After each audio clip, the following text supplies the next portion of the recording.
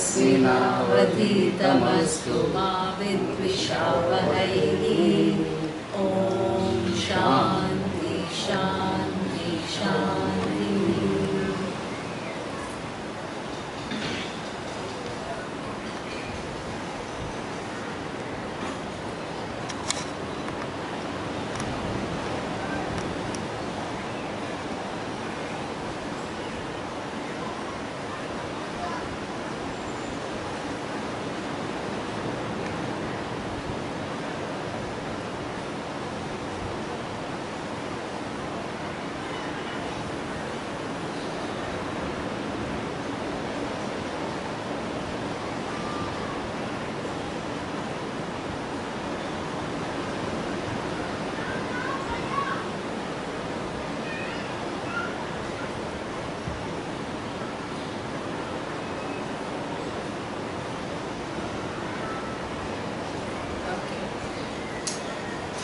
So, we have come to the point where Lord Krishna is talking about what is the nature of Atma. Okay, so this is we have seen a part of it, but I will repeat it because there are many people who have not come. So unless I explain this, it will not make sense. So the verse which is talking about the nature of Atma is starting from chapter 2, 12th verse. And the verse goes, Natvevaham jatu nasam natvam neme janadipaha nachaiva na bhavishyamaha sarve vayamatav param. So literally this verse means there was never a time that I did not exist, neither you nor these kings, nor will any one of us cease to exist in the future. Okay? Now this is a very big statement because generally what is the idea that we have? We are mortals, right? I mean basically, obviously everybody thinks that I am a mortal. I have a certain length of time that I am on this earth and I will go once about 100 years maximum or over. Okay? Now Lord Krishna says that there is never a time that I was not. And then you may think that it is Lord Krishna who is somebody who is special, therefore he is always present. Then immediately Lord Krishna says there was never a time, Arjuna, that you were not there. Okay? And then there was never a time that you may think that Arjuna is somebody special because Lord Krishna is chosen to speak to him. Then he points to all these people, okay, and he says there was never a time that they were not there. And not only that, that they will cease to exist. Okay? So that means that if I see who I am, obviously I am a mortal, that means Lord Krishna has a different vision of what Atma is. Right? Otherwise it obviously contradicts. Nobody can say that the body is immortal. Nobody can say that. Right? So that means Atma must be then distinct from the body.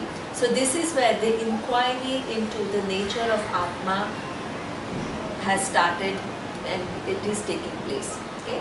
So in order to conduct this inquiry, there is a methodology which says there is one thing which is druk, the object of my awareness, and the other one is druk and drishya. Okay? Drishya is an object of my awareness and druk is what? Me, the subject. Okay? Now, with reference to the whole world, I have no problem in seeing that this is all drishya. Drishya means object of knowledge. Even though this table is nearer to me relative to the sun, I don't think that it is I. Right? This chair is even nearer to me compared to the table, but I don't think that it is I. Okay? But when it comes to this body, okay, then everybody starts thinking that it is I. Is it a right assumption or not? Okay, so is it the seer or it is an object of my awareness? What is the body? Okay, body is a mortal, is a fact, but because body is mortal, I am mortal is my conclusion. Okay, so therefore, where is the problem? The problem is that I take myself to be as good as the body, or the characteristics of the body are imputed on the nature of I. Okay? So that's where the beginning of inquiry starts, because with reference to everything else I don't have a confusion, but with reference to this body I have a confusion because I think it is I. Lord Krishna says that, hey, this body is mortal, there is no doubt, but is it I or is it an object of your awareness? So this is where it says that this physical body, okay, it undergoes changes all the time. Okay, from the time that you were born to the time that is now, how many changes have taken place? Innumerable. At the cellular level, there are like innumerable changes which have taken place. And even in terms of physical appearance, if you yourself look at your photos when you were a little child, and then when you were a teenager, and then you were a college going person, you will see tremendous changes, right? So now, are you the changes or are you the observer of the changes? The changes are known to you, okay? If you were yourself changed, then what? You will not even know anything that changed. So therefore, there is a basic difference between the observer of the change and what? Something which changes. Okay?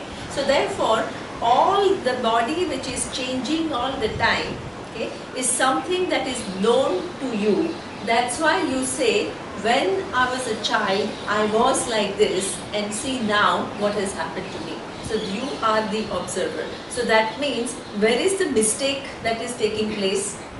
The characteristic of observed are taken to be the characteristic of observer. Okay? You see the sun, you don't become the sun. You see the table, you don't become the table. You see the chair, you don't become what? The chair. You see the body, how do you conclude that you have become the body? That is a conclusion which is erroneous conclusion. Okay? So therefore Lord Krishna says that if you place your I in the body, obviously you are a mortal, but this placement is universally done by everyone, so it has become the truth, but in fact there is no truth there, right? So also if you look at this changing body, it is nothing but cells. Okay? One cell is not I, so billions of cells coming together, it still does not become I. Okay? So this is one thing which is not an ordinary thing. Okay? Because not only I feel that I am a mortal, but once I think that I am as good as the body, I become what? What is, if you, in the world map, if you have to put a dot, right, with reference to yourself, okay? If you think you are a body, how big, how vast is the universe, and where are you? Very, very insignificant. Okay? So therefore, it's not an ordinary error. Don't think that, so what, I take myself. Because if you are much bigger, and if you take yourself to be this one tiny little dot in the universe, it's a huge error that people make about the nature of I. And they suffer from this. It's not that it is inconsequential also. Sometimes you make error, but who cares, right? But here you suffer because of your limitation, because of your sense of lack, because what? The body, is, no matter how healthy you try to make it to be, there is always something going wrong with the other. Okay? And even if it is healthy, everybody thinks that I am too fat. So everybody somehow has one complex or the other centered on the body. One of my friends was telling me that in India, the cream that sells the most is Fair and Lovely. Okay? So that means, and you look at the matrimonial, and everybody wants what? Some fair bride who is very tall and very slim, and that's something which doesn't really exist very much, right? So everybody carries a complex. So that means, not only you carry a complex while you're living, then you have a complex about what? Your mortality. So that means you can't get rid of your complexes. The only way to get rid of your complex is to know that I have the body reality. it's in my possession, I have a special relationship with it, correct. But I am the body is a wrong conclusion. Like you have, among all the houses, you have one special relationship with one house. Nobody is denying that. Among all the different cars, you have one special relationship with one car. True, right? You only have that. Similarly, among all the different bodies, you have a special relationship with one body, but that body is I, is your conclusion, which is a wrong conclusion. Okay? Now, the second place that we make the conclusion is what? When I say I'm sad, I'm happy, or I'm jealous, or I'm compassionate, or I'm caring person, or I'm loving person, what are these characteristics? When you make the statement, I am any of these, where are you putting your I? In your mind, in manas, right? So actually you're putting in different functions of mind, right? When you say I'm intelligent, or I have I'm very smart because I have very good memory. Okay, so there are different functions of your mind, which is where you are putting the I. So again we have to see that mind is an instrument that is given to you. It is an amazing instrument, there is no doubt about it. But is mind I? That is something which is a question. Okay.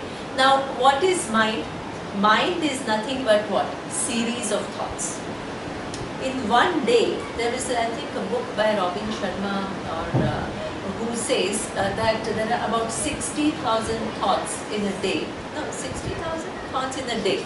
So imagine how many thoughts from one thought to the other. And how long does the thought last? Seconds. Right? So what is your relationship with the thought? If I am the thought, then what happens? When the thought goes, I'm gone. If I'm gone, who will be the observer of the absence of thought? Okay. So therefore, again, I'm committing some kind of a mistake about the nature of I. The mind is nothing but thoughts, and the thoughts come and go. Who am I? That is all what we call drishya. Drishya means it is an object of my awareness. This is why I can say that this thought 1 minute ago was not there. Okay.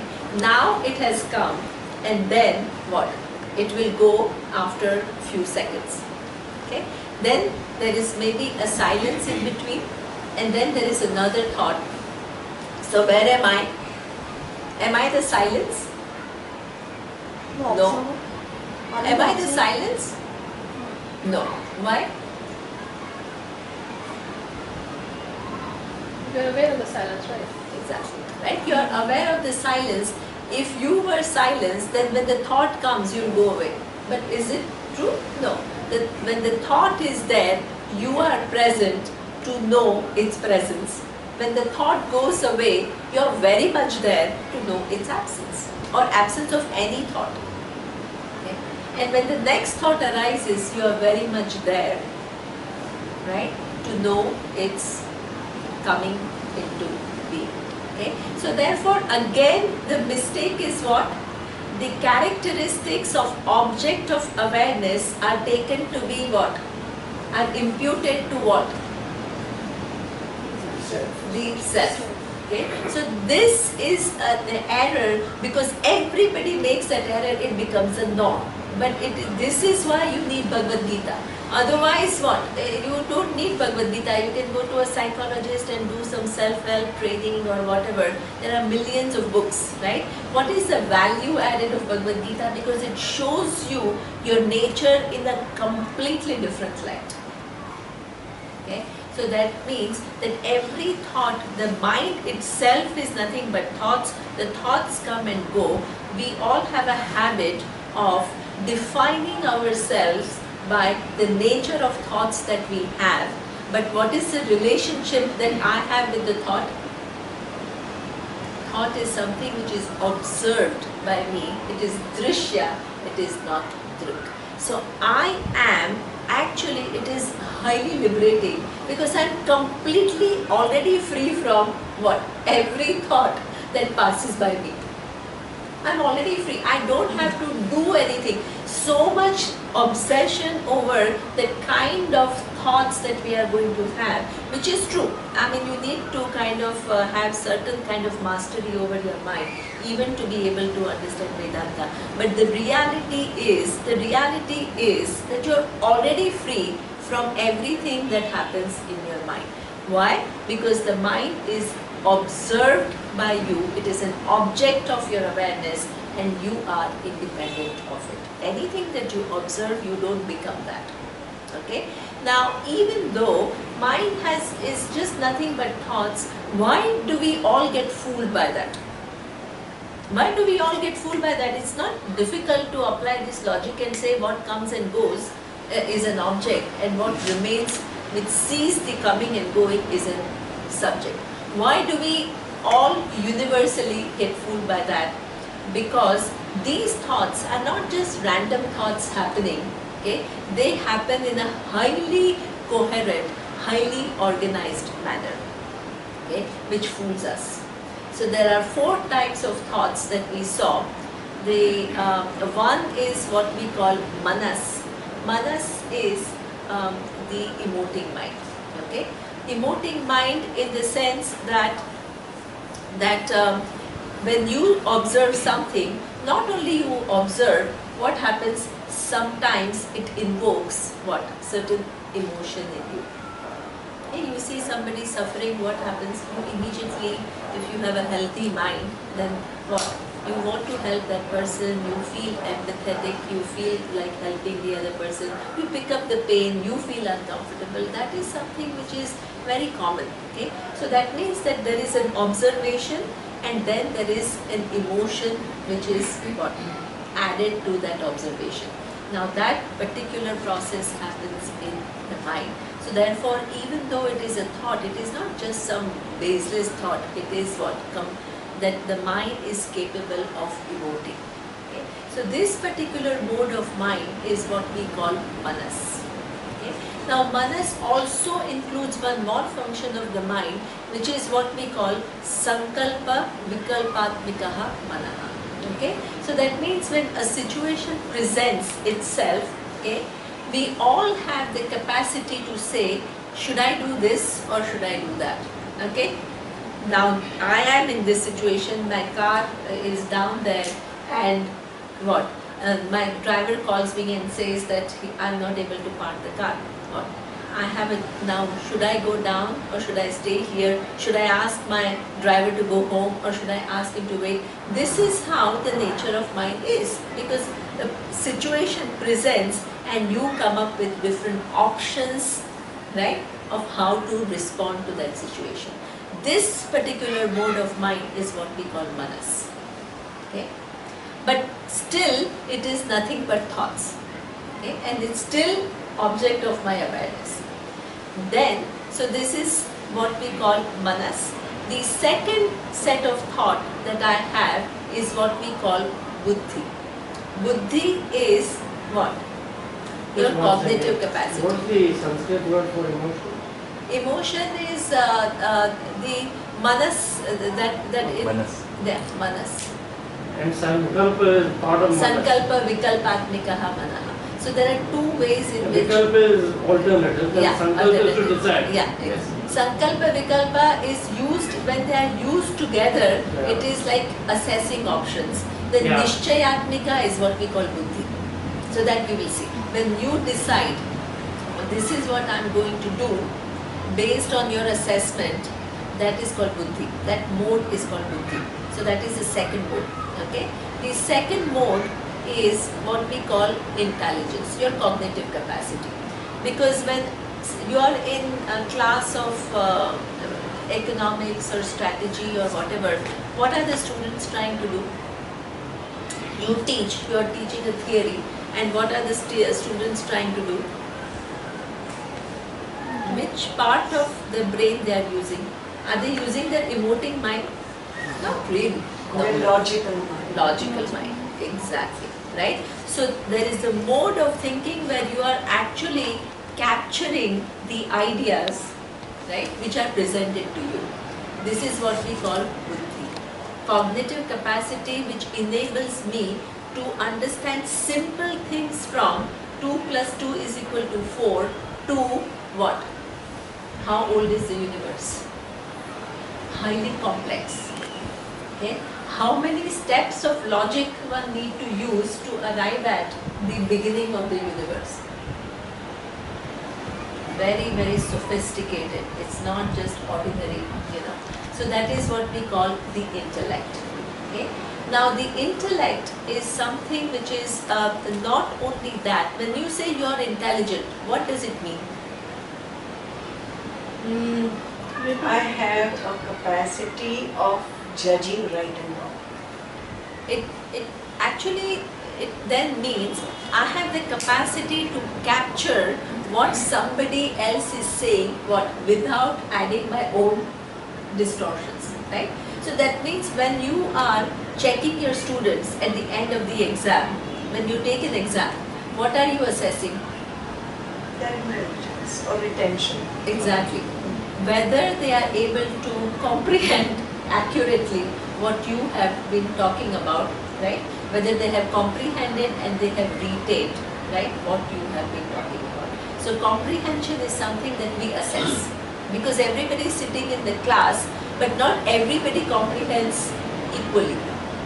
Okay? So this particular aspect of your capturing ideas accurately without adding your own distortions is something which is very, very important. This is why, as Mona says, it is also what we call discriminative capacity. Buddhi also means discriminative capacity. Okay? When two ideas are similar but not same, and you are able to see that they are not exactly same, right? What is that capacity? Discriminative capacity. To be able to distinguish. Okay? Cognitive capacity is capturing the ideas accurately, able to see the subtle differences. This is all intellect. Okay? Then the third aspect of this intellect is what? Nishchayatmika buddhi. When a situation presents itself, there are options, and then what? I make a decision and I can say, okay, now in this particular case, I'm going to send my car home. That is a Nishchayatmika. Okay? So this is what we call the intellect. Okay? Now these are all, they are all very sophisticated, understand that. Okay? But still the fact remains what? They are objects. Right? They come and they go. I made the decision, now next. Now I'm here looking at something totally different. It doesn't stick to me. None of it sticks to me. If it was the nature of I, right, what would happen? It would not stick to me. If sugar is sweet, it cannot get rid of the sweetness. If salt is salty, it cannot get rid of its saltness. The very fact that you are able right now, none of the thoughts that you have thought of are sticking to you right now. Logically, it means that they are not you. Because if they were you, what? They will all be there simultaneously, all piled up. Okay? So this is something which is an error, that the mind has one function which is manas, highly sophisticated. The second function, which is intelligence, the buddhi, the cognitive capacity, which again has many different aspects. Okay? But the fact remains that it is not I. What is the third function of the mind? It is what we call chitta. What is chitta? Memory. Memory. Excellent. Right? So that means that not only imagine that you did not have memory at all. You have the emotions you just express, and one thing you understand, but you have no memory. There would not be any continuity to life. Right? So there are some modern books which are talking about what? The power of now and being in present. But being in present, actually, what? To be really effectively to be in present, you need your past, right? You need memory. Memory is not anything wrong. It is one of the greatest assets that we have. You will not be able to function. Ask a person with Alzheimer. There is absolutely no continuity in their life. They don't recognize their spouse, they don't recognize their children, they don't recognize their parents. Imagine they are in present. But the fact that what memory comes and goes, you can completely lose memory and you're still there or not. Right? That shows that you're not the memory. Okay? So therefore, even the third function, which is memory, which gives you, even though the thoughts are momentary, it gives you that sense of continuity because of what? The function of memory. Okay? So that is what we call chitta in Sanskrit. Manas, buddhi, chittam. And then there is a fourth function which is what we call, which is a very important function, and that is what we call ahankara. Okay? Ahankara is not as in vernacular languages we use the word ahankara as ego, right? Here it is, that's why then they talk about killing the ego, removing ego and all that doesn't come, right? The traditional learning doesn't talk about removing ego. It shows that the mind has a fourth function, right? Which is what? Ahankara. It is not really I, but it as though appears as I, which is what we call the I thought. Okay? What is this I thought? The I thought that I have is just another thought. Okay? But it gets connected to what? Sometimes to my emotions, and then what do? Not only I feel the emotions, but I make a statement, I am happy. So what is it? My I sense is now what? Getting connected with my emotions. Okay? Not only I understand 2 plus 2 is equal to 4, but I feel I am intelligent. So that means my I sense gets connected to my cognitive capacity. Okay? And then not only I have shots of memory, but I say what? When I was young, I was doing like that. Right? So that means my I sense gets connected to my memory. So therefore this ahankara is a very complex entity. It is connected to all the three functions.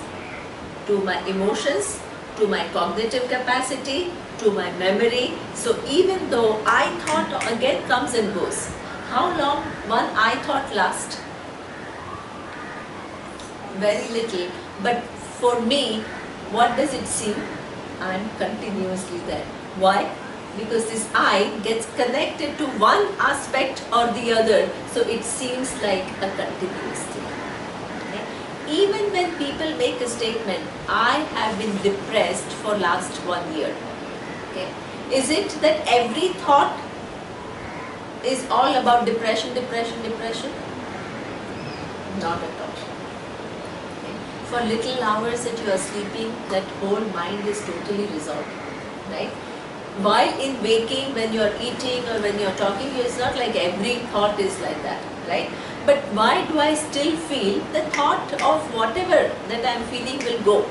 Even if I want it to stay, it will go. Okay? Still, why do I feel that I am depressed for 1 year? Why? Because there are many thoughts, and what do? I build up on those thoughts. Okay? There is one thought that, oh, nobody likes me. Then, oh, then I think about, oh, my parents did this to me and this and that. Then my spouse did this to me. And then, so there are all these different thoughts, and there is a given mode of thinking where I see everything in a light of being hopeless, right? So this is why I build up stories, and then I create a mental picture, and I'm totally committed to it. So this is where you see how, because of these four functions, not only they operate, but they operate and you build on them, which is why you have tremendous opinions about yourself because of this building capacity. Because thoughts come and go.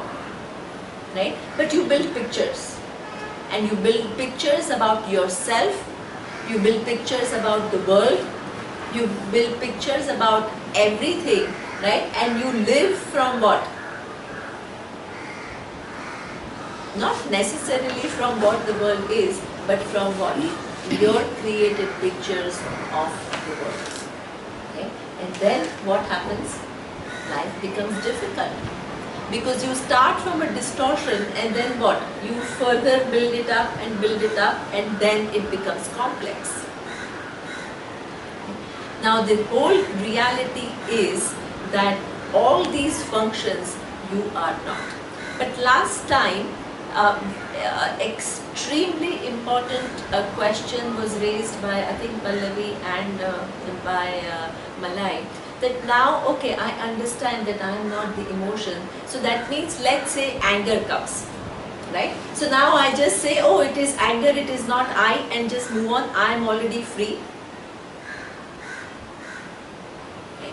So this is where actually the Shastra says, even though it is a fact that you are not the anger, the thought of anger will last for how long, right? It doesn't, right now you are not angry means whatever anger you had felt is gone, right? So you are free already, okay?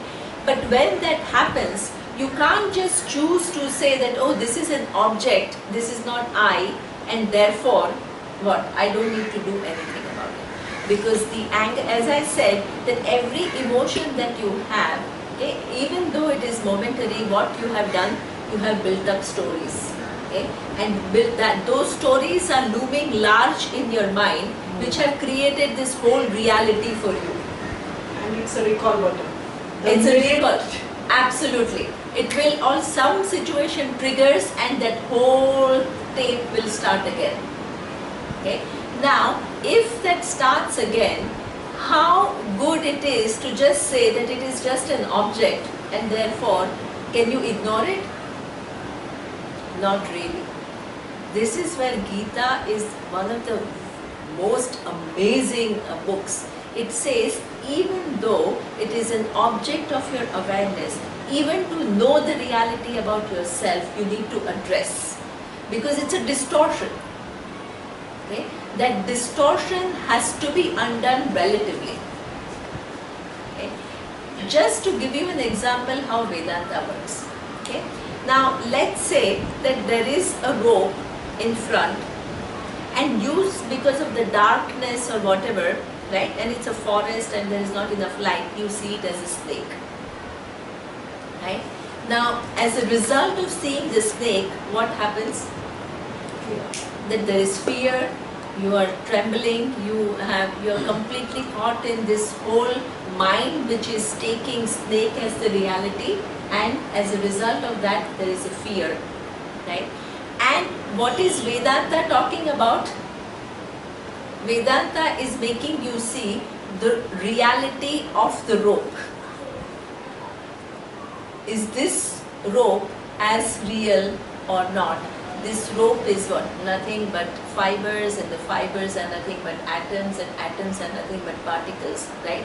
So where it is, its starting point is what? Rope, and then it is making you see something more real than the rope. Where is your mind?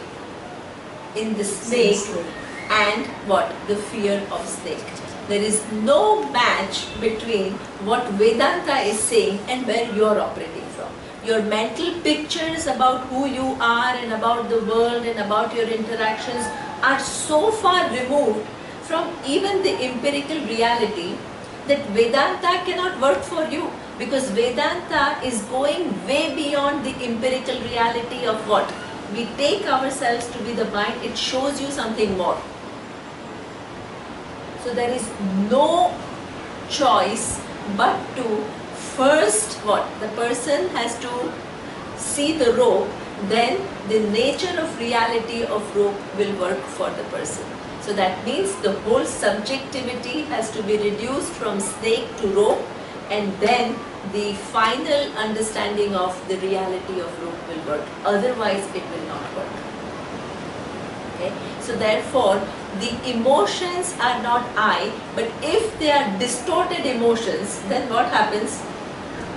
I have such a limited picture of myself, or I have such a distorted picture of the world or my relationships in it. How can I understand my limitlessness? It's impossible. Okay? So it is not, I cannot be used as an excuse. This is what we call that. Otherwise, when people listen to Vedanta, it becomes a huge source of dissociation. Dissociation in psychological term, as Lata knows, that you deny certain things, right? So you use it as an excuse not to deal with it. Okay? And this is why, sorry? You become selective. You become, exactly, you use this whole vision of Vedanta to bypass all your emotional maturity, your taking care of your emotions, your sadness, your anger, your jealousies. You need to first address that. Only then this more insight into the nature of reality will work for you. Otherwise, it will just remain some kind of an imagination. So, when people escape from that? The people escape. Very often people escape from dealing with it. And in fact, whole of Gita tells you how to deal with it. That's why it is an amazing book. This is why Lord Krishna was telling Arjuna that you want to fight, you want to run away because of this sadness. That is not a solution, right? And you just want to go and listen to what is the nature of Atma and then say, okay, now I want to know this reality and not what face the situation in front of you. It will not work. It will not happen. You have to stay in this situation, re-look at the situation from a more objective point of view. Once that job is done, then this final inquiry will work for you. Then So you that mean means, to say the sadhus who live normal life and get isolated or start something different would be escaping from the real. see, we can't make it, we don't know who that person is. There are two possibilities. One is the person really, in Gita we will see, that Gita does talk about two kind of lifestyles for this knowledge. And if the person has more or less taken care of all one's distortions, right? And then one chooses that the only thing I want to do in life is to share this knowledge, then that is allowed. Okay? But if the person has not taken care of those things, then even if the person chooses that lifestyle, all the distortions will come up. And this is what we see, we read newspapers and we see all kinds of problems with people who have taken sannyasa. That means that they have tried to bypass this whole emotional life by saying, oh, I am that Atma which is always free, right? And not taken care of this. And this is the result. If you have not taken care of your distortions, even if you leave everything, somewhere or the other, it will Come back. It will come back. It will manifest, situations will arise in a way that it will trigger all your projections and you will be totally caught by it. Okay? So please understand that this knowledge is it is cognitive knowledge, it's true, it is reality. Okay? But that in order to know that reality you need preparation. Because if you don't prepare your mind, you will use this so-called reality to escape from the world. We are not here talking about escaping from the world and denying problems. Okay? So this is something that is very, very critical to understanding Vedanta accurately. Okay? So this is where you see, okay, all these four functions are not I am independent of that because I have no logical argument to deny this fact. That when objects come and go, I am invariable presence. But that then doesn't mean that I don't deal with this mind, right? Because in fact, even to know my nature, I need my mind. A mind which is projecting will not understand the words of Vedanta accurately. small things I can't handle accurately without projecting, how about these words which show me the nature of the world and myself in a totally different light? It will not. It will not create accurate meanings. It will create what? My own ideas about what it is and not what is conveyed. Okay? So I have no choice but to deal with the nature of my mind. Having said that, now let's look at again the nature of awareness. Okay? Now this awareness, now I know that I am this. Now if all this is not who I am, okay, the buddhi, the mind, the memory and ahankara, then the next question is then what is that drik? What is this? Who is the subject who sees not only the whole world but also sees different conditions of the body and mind? What is the nature of that I? Okay. This is where Shastras say that it is Sat, it is Chit and it is Ananda. Chit means what? Chit means awareness or consciousness. Okay? Chit is a Sanskrit word. Now that awareness is. So when you say is, then it is Sat. Okay? And it is Satyam, Dhanam, Anandam. Ananda we will see later, but Anandam. It is limitless. Okay? So that means now, how is it limitless?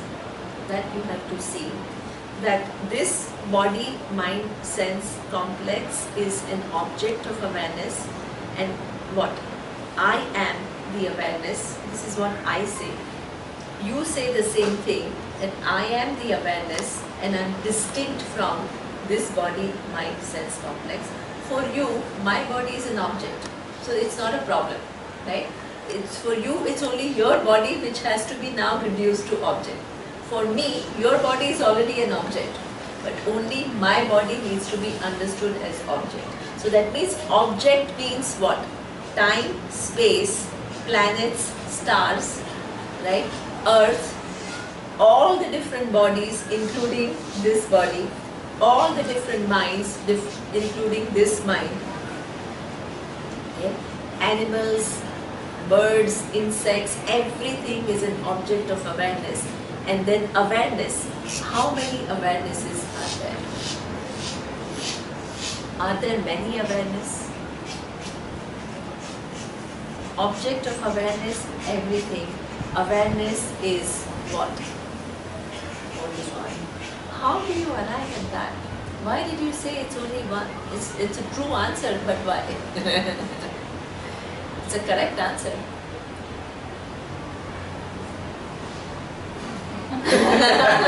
No, let me attempt, because if the objective truth is one, then everybody sees it.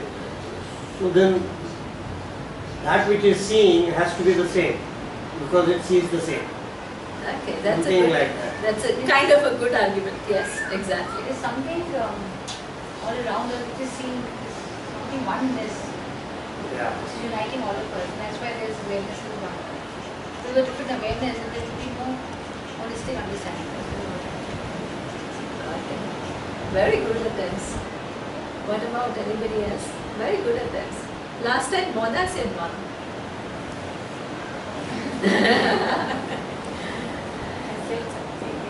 Okay. Logically, we can say that, I think it almost you said it, but slightly differently, Professor.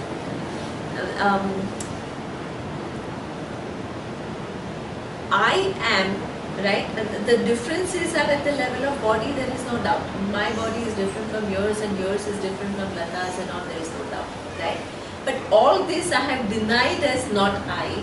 Okay? What I have come to is the awareness as I, right? If my awareness was different from your awareness, that awareness must have some characteristic which distinguishes it from your awareness, right? When I say this body is different from my body, because the characteristics are different. But all these differences which are at the level of body and mind, I have already said to be object of awareness and not the intrinsic quality of awareness, right? So that means my awareness, does it have any attribute? Every attribute belongs to what? Body. The body and mind, right? Every attribute belongs to body, mind, the objects of the universe, right? But can I say that my awareness has this attribute, my awareness is kind? Where does kind belong? Does it belong to awareness or does it belong to the mind? To the mind. My awareness is intelligent. That intelligence belongs to awareness or the mind?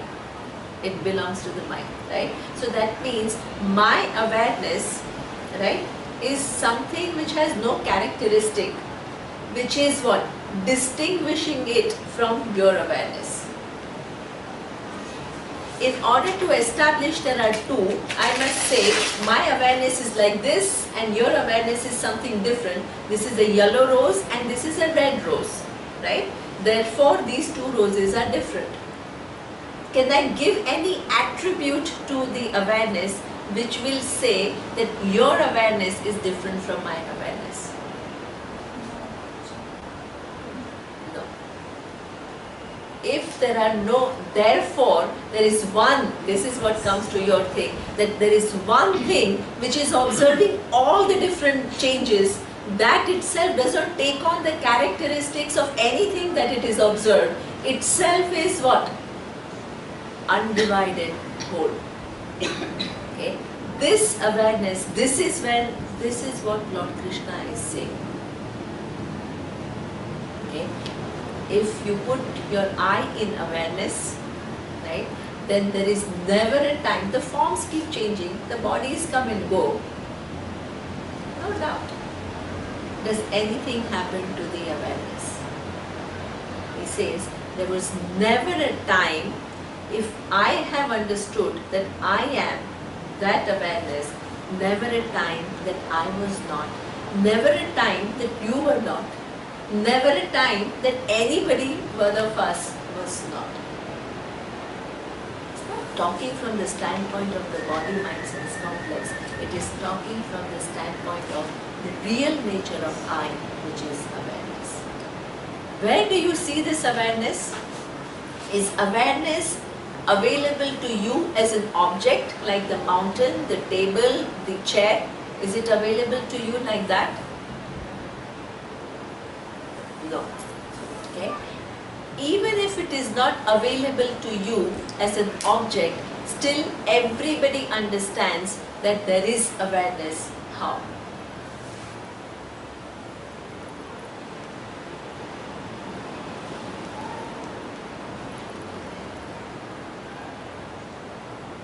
Today I have the awareness because of my human body. Yeah. And So, tomorrow something else. okay. So the awareness, you need a human body, right, even to think or even to say that I am aware. You're right. Okay. But this awareness is not available to you as an object. It is available to you as the subject, right? As I am. That I am is available to everyone.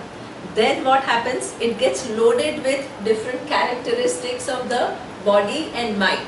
So that's why my I am keeps changing. I am fat, I am thin, I am fair, I am this, I am keeps this. Whatever I associate with, that keeps changing. I am what is available to me at all times. There is the only one thing in this universe which is known to me without objectifying.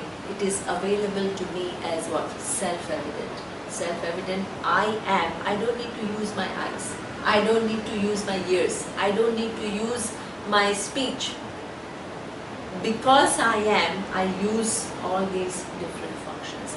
I am is the only thing in this universe which is self-evident. Everything else is what? Evident to the self. Okay? The object of awareness is evident to the self. which is the bodies, all the different bodies and this body. Okay. So this awareness is something which is now what? Free from any attributes, free from any limitation. It is already what?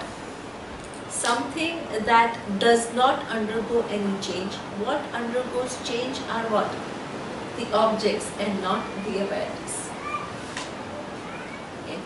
Now, this is something now, what do you then understand? You have freed the awareness from this little limitation that you are giving. Okay. Surya gives his classes and he showed me a very beautiful quote by Albert Einstein, which I think he shows to his students, which was, he says that there is a so-called optical illusion because of which we enclose our consciousness, what? And limit it to what? What we can Only see. one given body, mind, sense complex, right?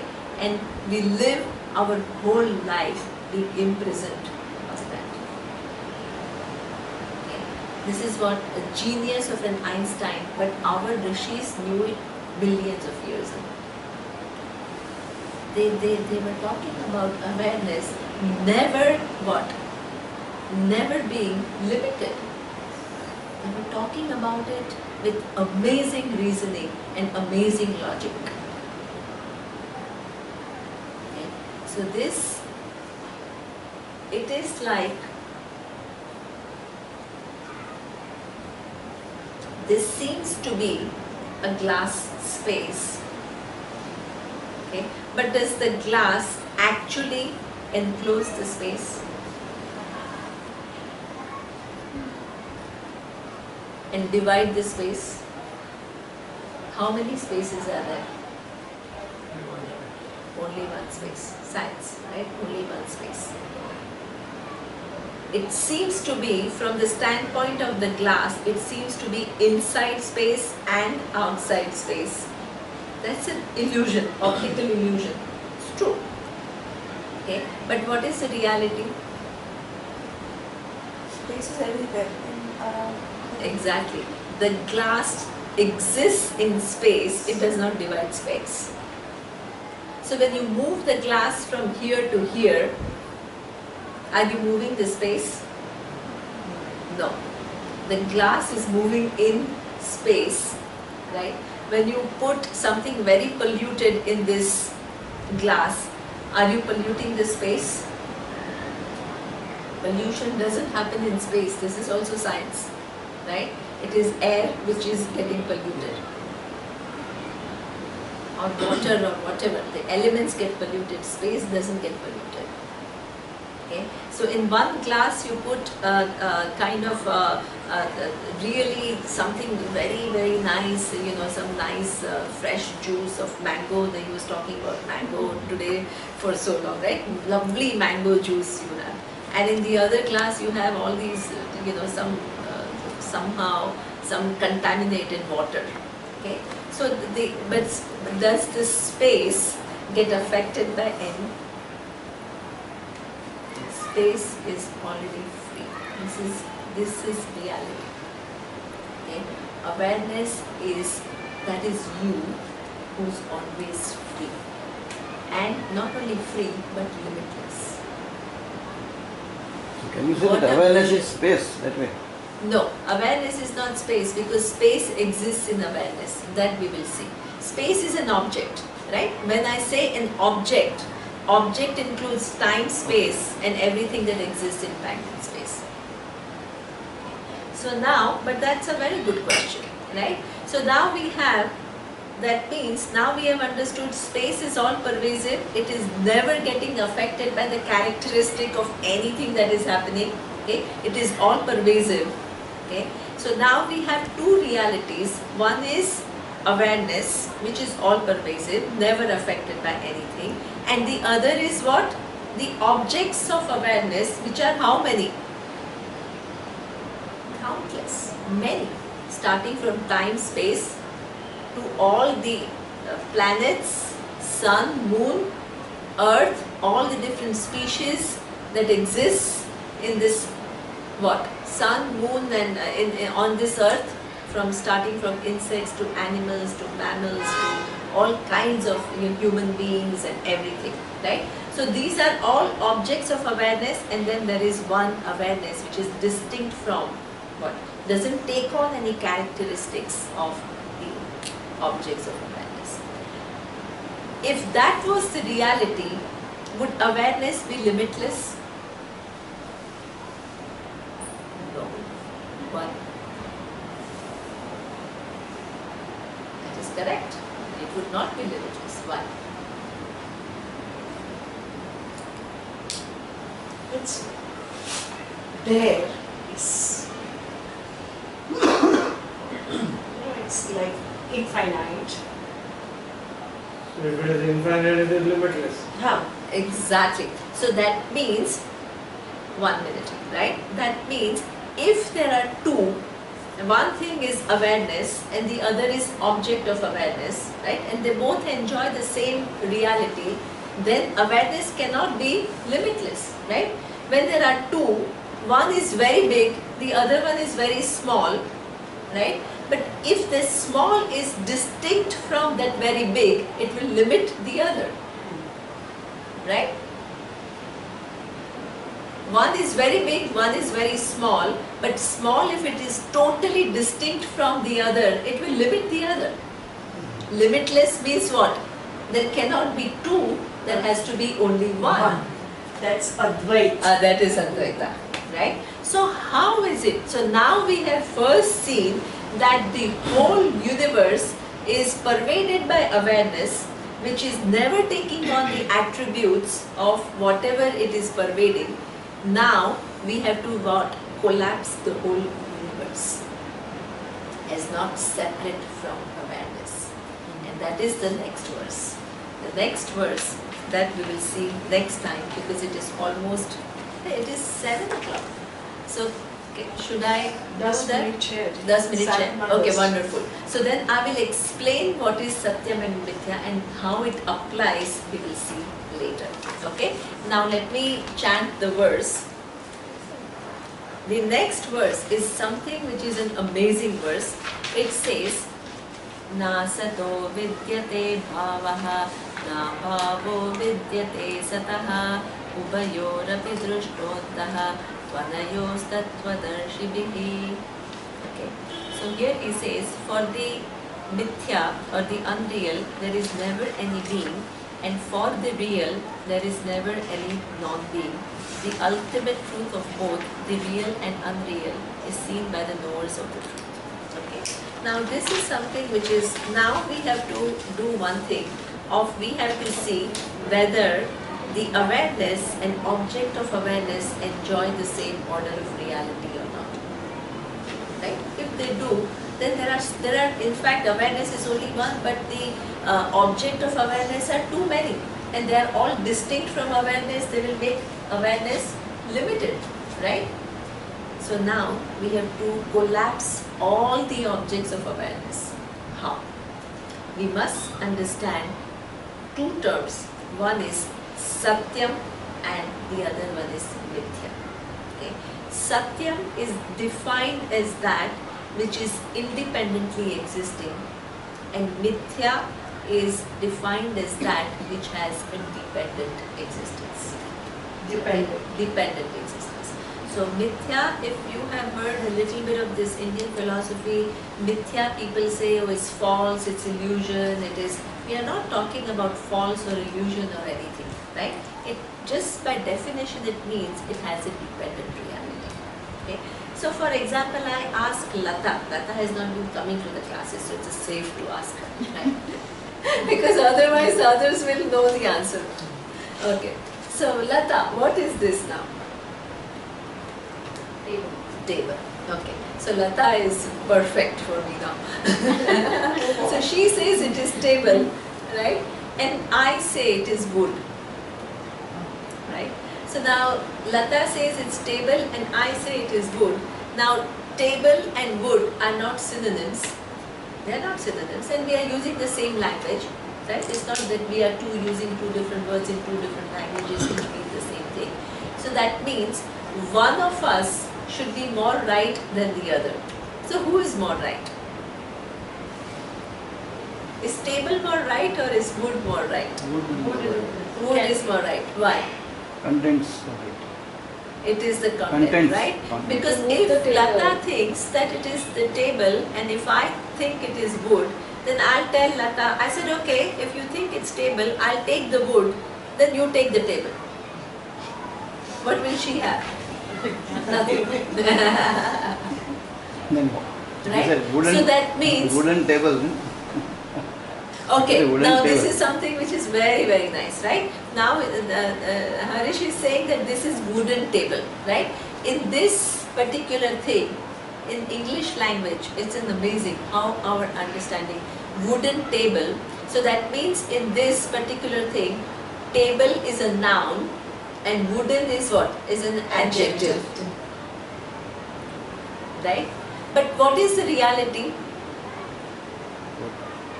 It's exactly the opposite. Because if wooden is an adjective, then table is a substantive, it should exist without table, without wood, right? Okay. So that means our whole language is what? Giving reality to forms and not to the content. And content is seen as though the adjective. But what is in terms of reality, what? Content is real, form is only a mithya.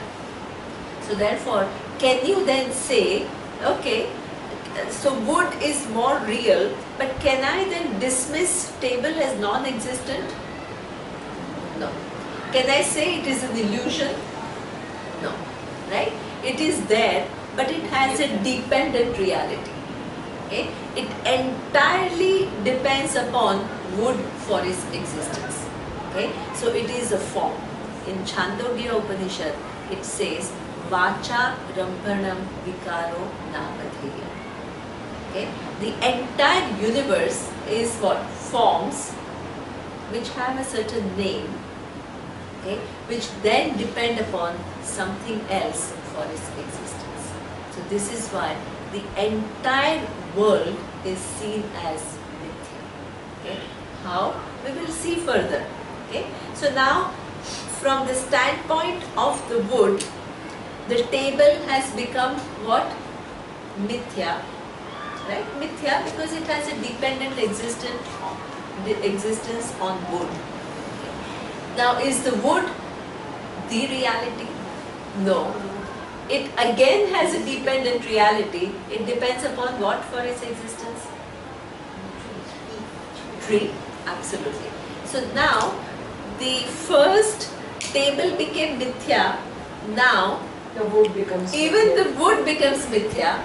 Right? Even tree becomes mithya. Excellent, right?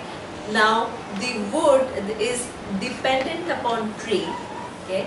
Now the tree itself, is it the reality?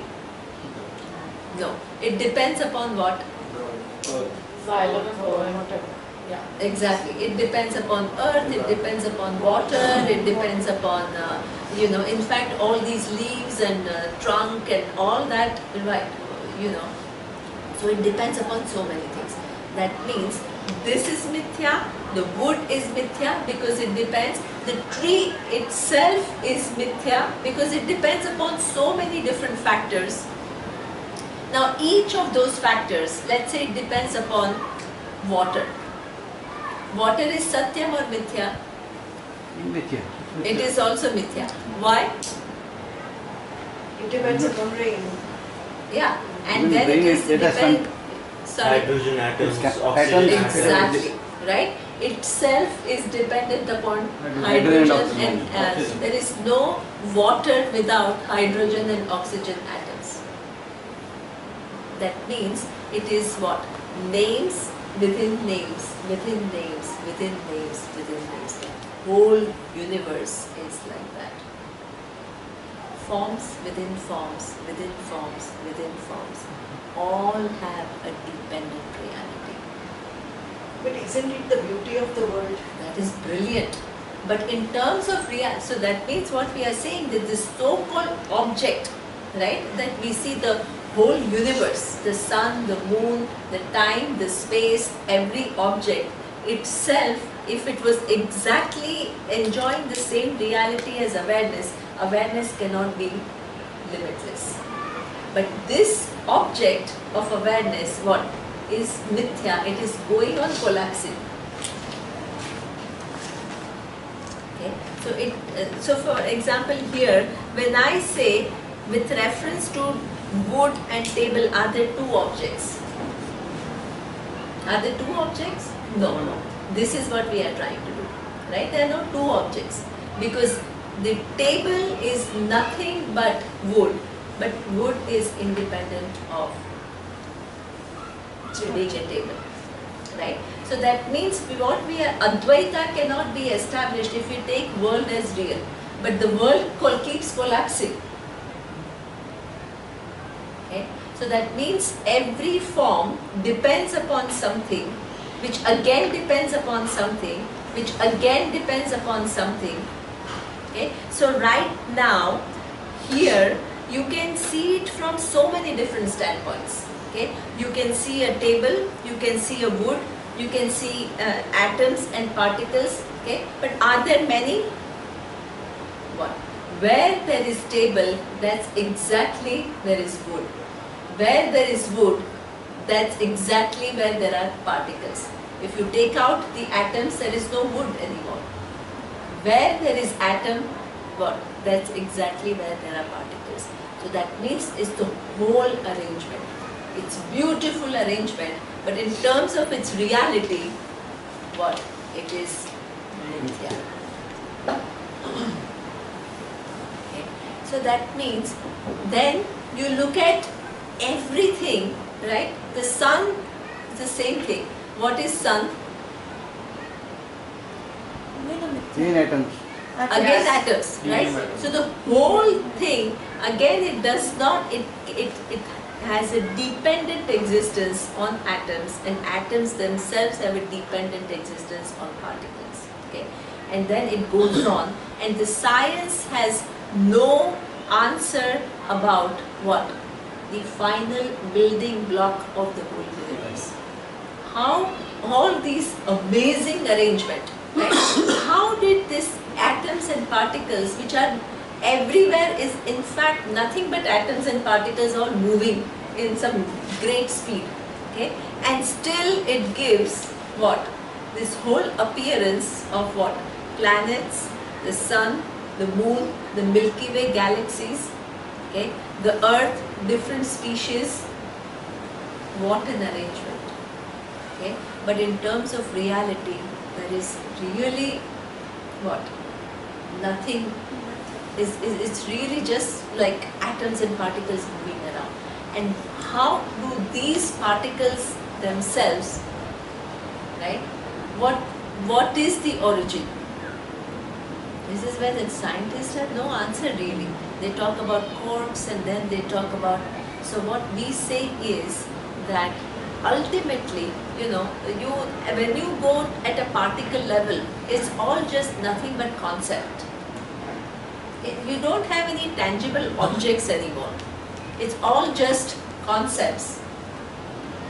Okay? So now we have to understand what is the relationship between what? A concept and awareness. The concept, can it exist without awareness?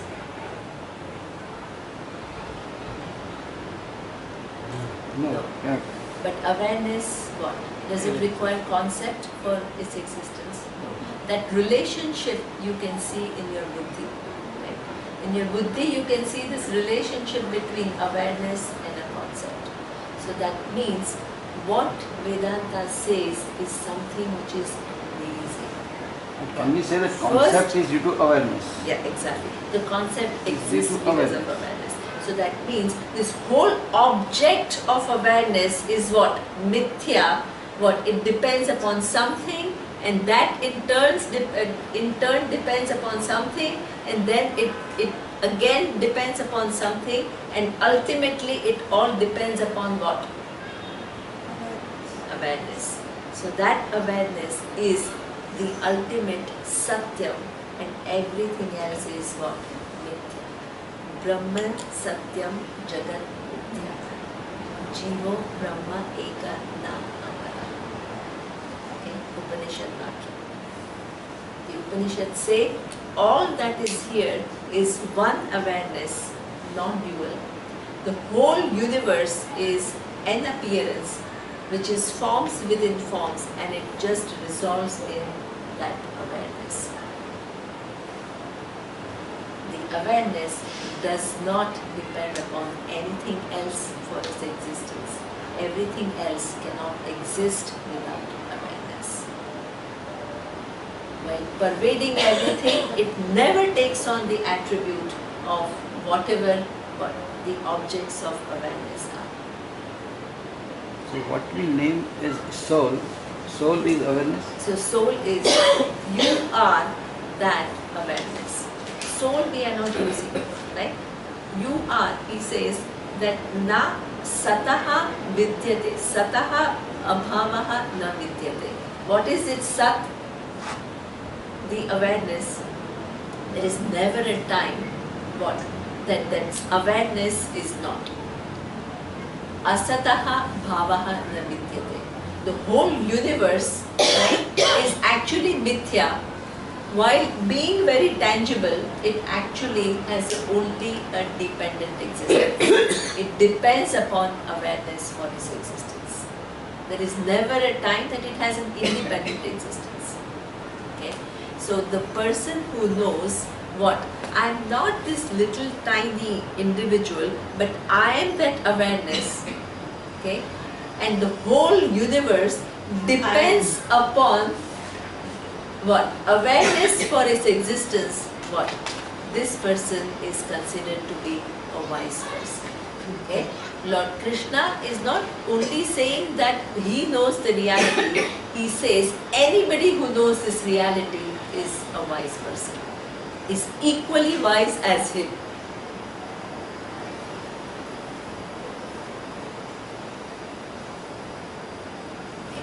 This whole, what is the nature of I, if you understand it accurately, if you understand it as clear as daylight, you are equal to Lord Krishna. He says, Nani to Atmane evam matam. He says that for me, Nani, the person who knows the reality, is equal to me. Because if Atma, awareness, is the only thing which is limitless, and you are that, and if the whole universe depends upon you for its existence, and you are not just dissociating, you are not imagining, but if you are seeing this reality clearly without projecting your own thing onto it, you are a wise person. Just repeat one second last. Sorry? What you said last, just repeat I one think second. the God itself. I mean, if God Sorry? is awareness. Yeah, And so even that we more will see the awareness. nature of God. We will see. No, We will last see. what you said, Yeah. you repeat just. Oh, that is the most difficult thing now, to repeat what I said last. I My think God. we'll need to you send the Okay. audio to all of us. We have So- to slowly go step by step. The last Okay. So that if you are the awareness, right, and the whole world depends upon you for its existence, but you are not putting here in the awareness, right? If you see this clearly without projecting your own picture or without projecting your own reality, imagining something else, or without dissociating with your emotions and whatever, you see it accurately, you are the wise person. It's nothing but the Buddha. Yeah, As you that said, is- no, as you said earlier before, you said that without distortion. Without distortion, exactly. So you see, right now when I'm saying something, it creates certain ideas in your mind. Now if I ask each one of you what you understood at the end of the class, There will be a so say like that Osho statement. I have said something, but what you have understood. so that means Shastra, they have a vision, right? If you capture this vision accurately without adding anything of your own, if there is a reality which is limitless, right, and you add something of your own, what will you make it not limitless, right? So between limited and limitless, what is the distance? Huge distance. Okay? So you have no choice but to understand it accurately without adding your own Theories into it. exactly. Absolutely. So a lot of this learning is all about giving up our notions rather than, I mean, what he says is brilliant, but a lot of it has to do with First, shedding you of unlearn. our Correct. opinions, right? Cleaning our own things so that we can capture accurately. So when you say that you want to compare Mithya and Satya and you want to see if this is small and or this is big, what do we conclude? Sorry? No. Mithya and Satya. So mithya, as I said, there are no two things, mithya and Okay. satya, right? It's just one. It's only one, because mithya entirely depends upon satyam, So whereas it's a part satyam of- is independent of mithya, right? That's why you don't have two realities, Uh-huh. right? How is time explained? Yeah, time is explained. I will do it next time. Time and space is Well, explained. what you are saying is it's all Yes. collapsed into a single point in time. Yes. True. But We even will- time is collapsed. I collapse. Yes, exactly. So yeah, Space we will. Space Time is and already space will collapsed. also. So Yeah. the start of Mahabharata serial used to say, मैं समय हूँ. And समय हूँ, समय हूँ. What's time then? So we will see this. This is a very pertinent question, and that is about the whole object. Every object we have collapsed in awareness, but every object exists in time and Yes. space. So what is the relationship of awareness with time and space? That we will do next time. Okay. Okay. Thank you. Very Okay. good. Very good. Okay. So Praise. I will just do the prayer. Okay. Om Purnamadah Purnamidam Purnat Purnamudachyate Purnasya Purnamadaya Purnamevavashishyate. Om Shanti Shanti Shanti. Om Shri Guru Pyo Namaha. Hari Om. In this verse, is